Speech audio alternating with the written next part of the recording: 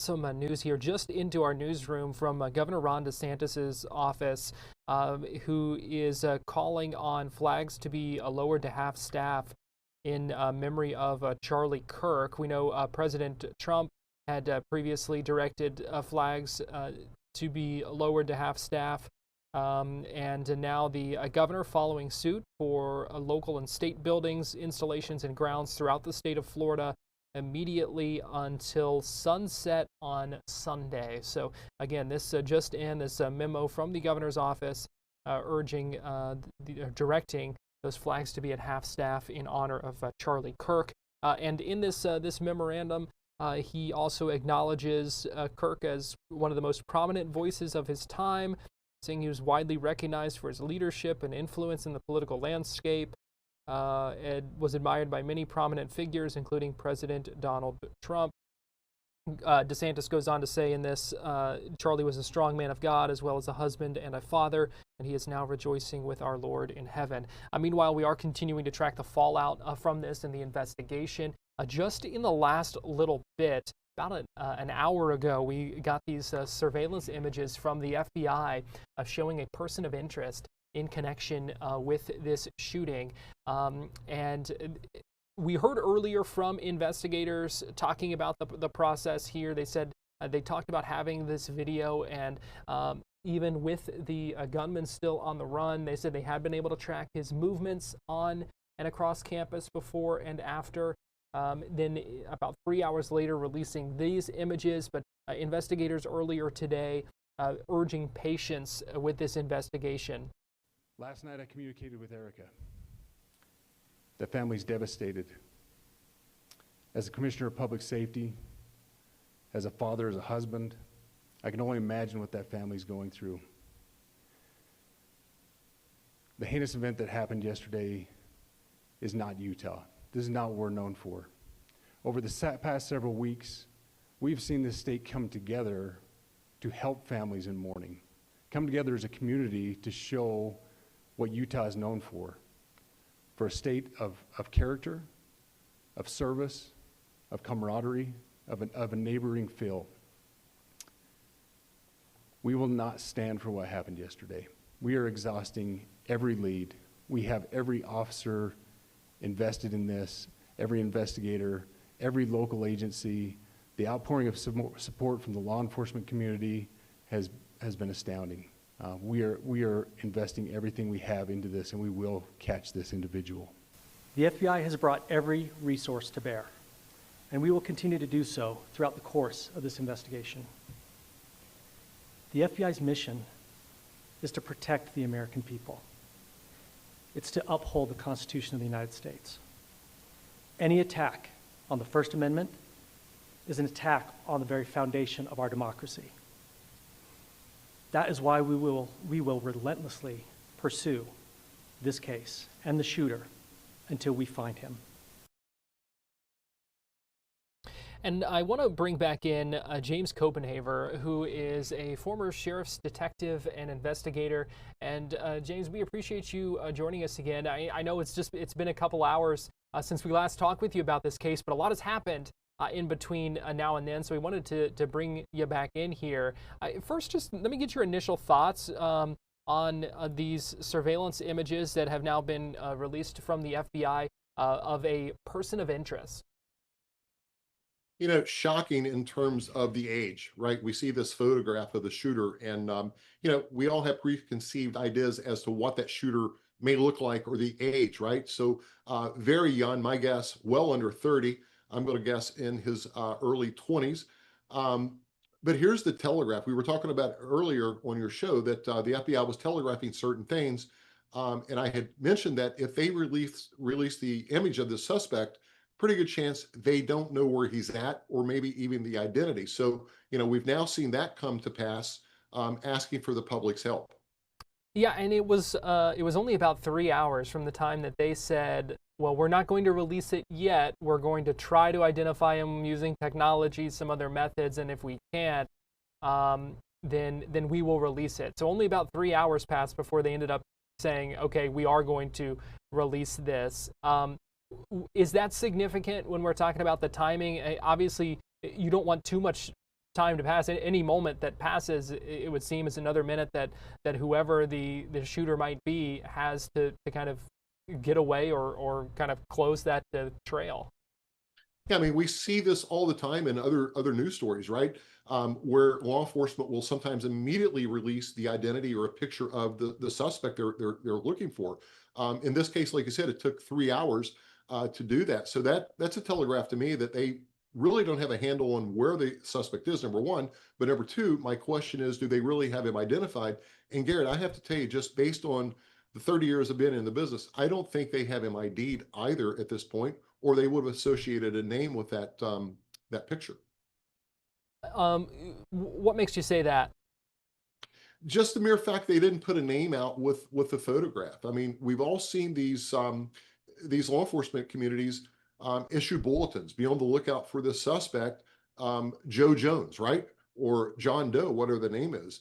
The mere fact that they're not releasing a name on that bulletin, I feel fairly confident that they don't know the name of the shooter.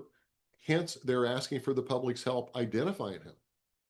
How much more difficult does that make an investigation at this point when you are, still trying to close, some of those rings, and try to close some of those gaps that of things that you don't know when you're already, kind of playing catch up here? Well, they are behind. I had watched a live feed about 30 minutes ago. They're out literally going yard to yard, door to door, canvassing the entire neighborhood for any possible evidence or anything left behind that would show them where the suspect may be heading. So I think it's a very difficult task. But here's the good thing about it. They have the federal partners involved. The local and state folks are involved. The president has came out and said, whatever resources is needed, you've got them. So, some technology is great, but the facial recognition issue, I think, is probably what's hampering getting him identified through this photograph. But rest assured, I mean, that's a fairly good photograph of the shooter. Someone out there knows him, and let's hope they report it sooner than later so they can apprehend him.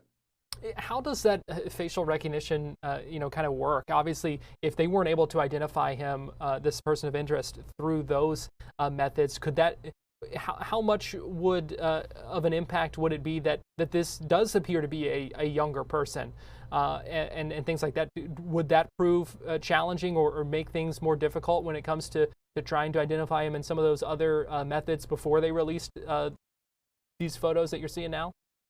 Absolutely. I mean, considering that every high school and college in the United States has a photo ID of that student on an identification badge that you're in possession of. So we know our colleges and schools collect that, but here's the problem. Those colleges and public schools aren't sharing that data with law enforcement. So that's strike number one, right? We know that if you fly, you go through the TSA checkpoint and you're photographed at the TSA checkpoint. Some of that information is not shared with the FBI and other intelligence communities. So yeah, I mean, the age thing, I think, is going to slow down the investigation.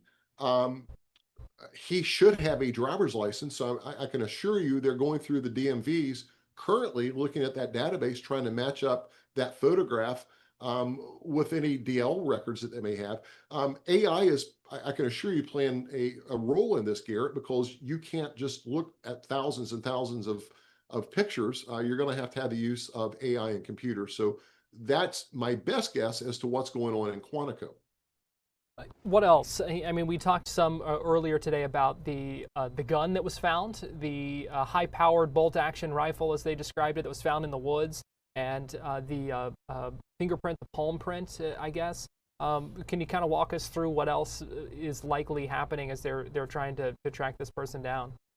Well, keep in mind, he was on top of the building, so he's going to have to climb up some apparatus to get onto that building. They know exactly where he was shooting from.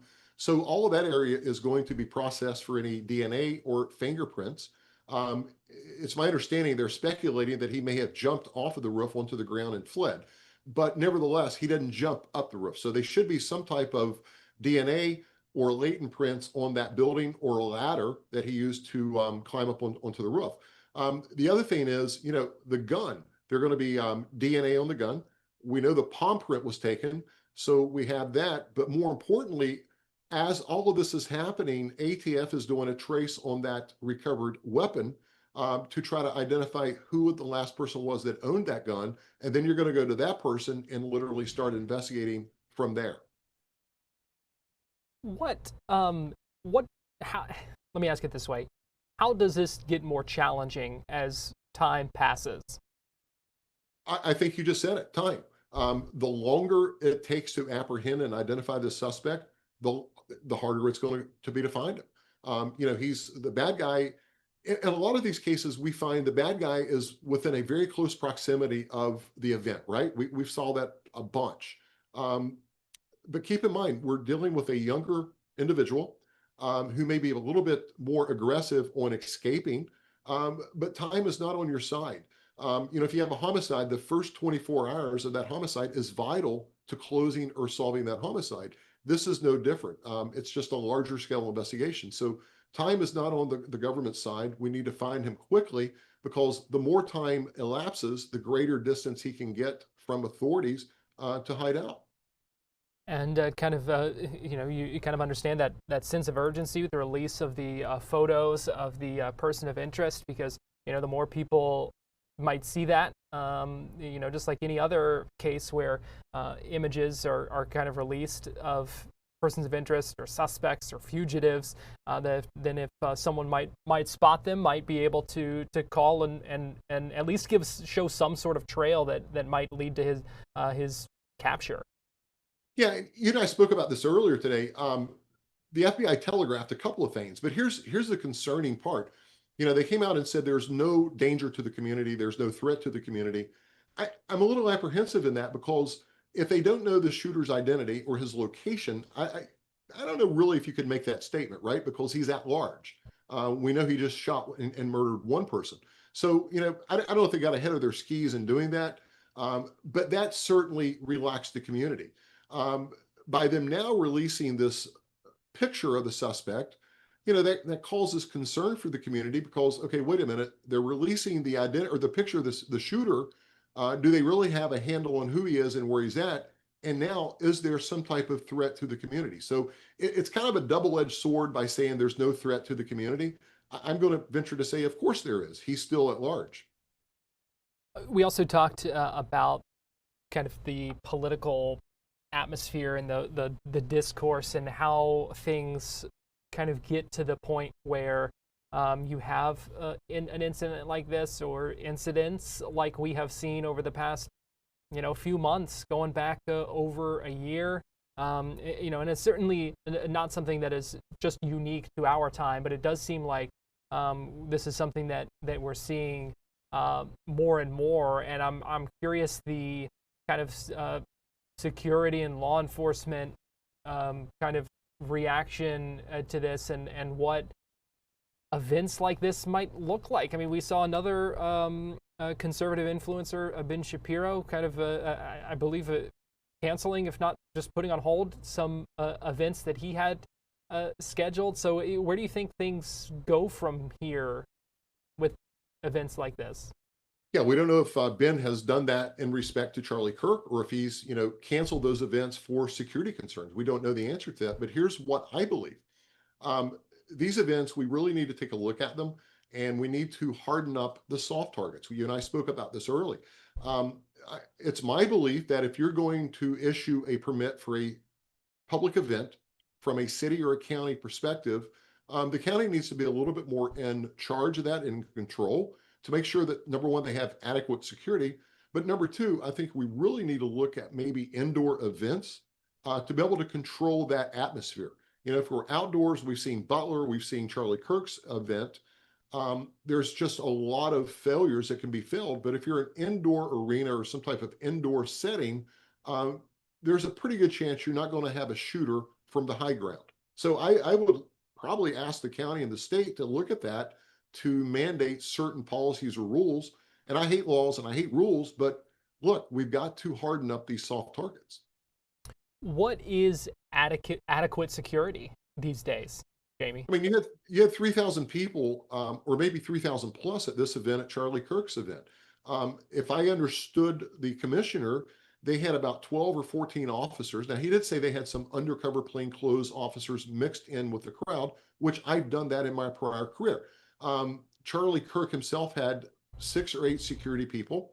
But you're talking 3,000 people at an outdoor event with high ground that needs to be covered to prevent these rooftop shooters.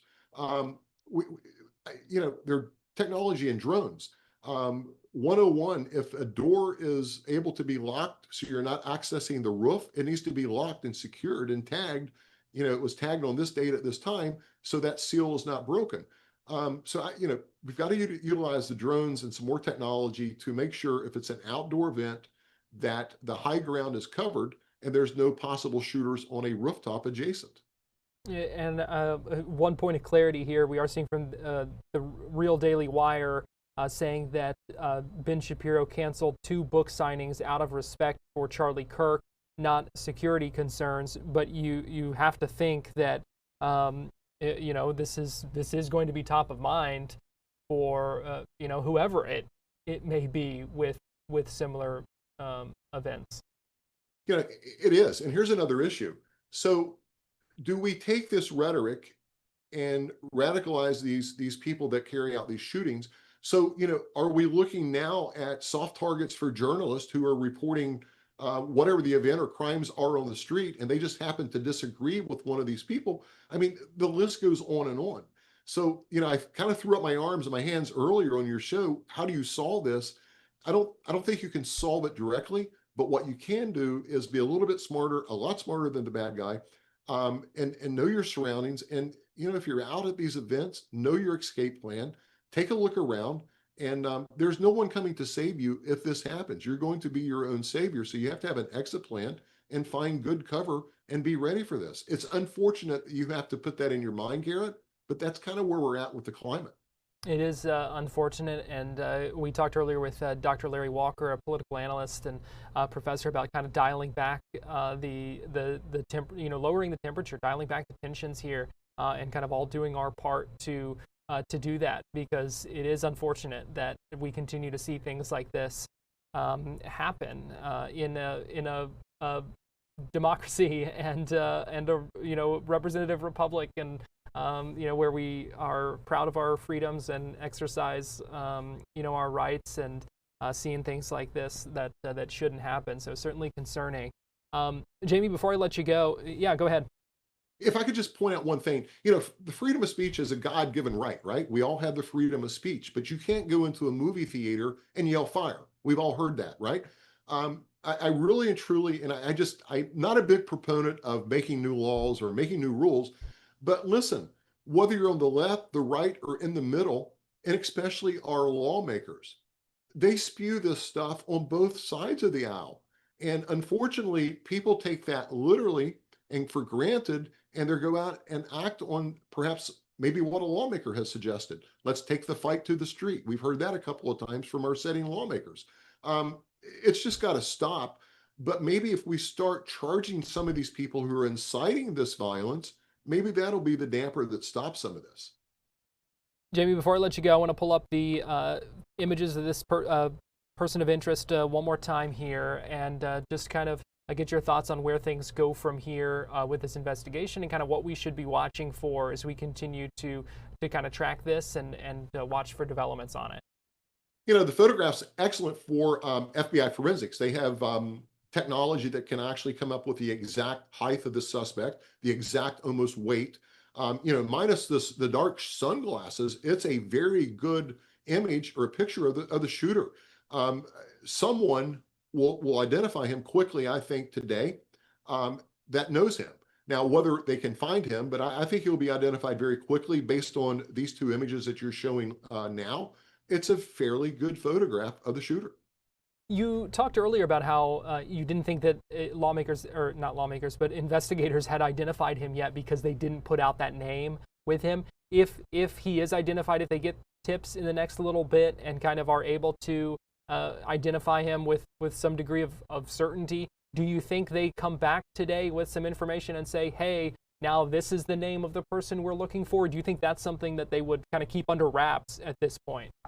My gut feeling, given the circumstances the time element that's passed, it's crucial that law enforcement puts their hands on this guy and apprehends him. So I would not be surprised at all if they get an identity and a name to attach to this photograph. I'm almost certain they're going to have to announce the name to start getting people to say, wait a minute, I've heard that name, or I know that name. I went to school with somebody with that name, to start that communication in the communities, to get chatter going, so we'll get tips on the possible location of him. So yeah, I think they will attach a name to it if they find the name.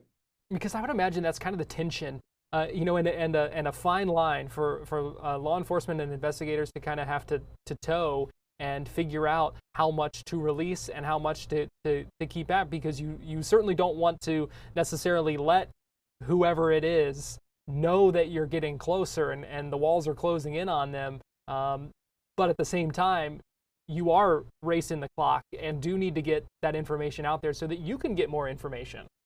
Well, you're exactly on point, but here's my biggest concern. We have so many platforms on social media. Everyone's a social media journalist, whatever you want to call them, right? And here's the problem that I'm concerned with. If they release the identity of this individual, you're going to have somebody on a keyboard that will come up with his address in open form, and perhaps go to that address and spoil something law enforcement is trying to do. They may have a surveillance set up on a house. So that's one of my nearest concerns, is we're going to have sightseers track the guy's address down and start riding by his house to get a quick video for whatever platform they're on, right? So that certainly could hurt law enforcement. Certainly a lot of factors to consider in all this. And Jamie Copenhaver, former sheriff's detective and investigator, we always appreciate your perspective and your expertise. And thanks for joining us twice now today and being generous with your time. Really appreciate it. Always good to be with you, Garrett. Thank you.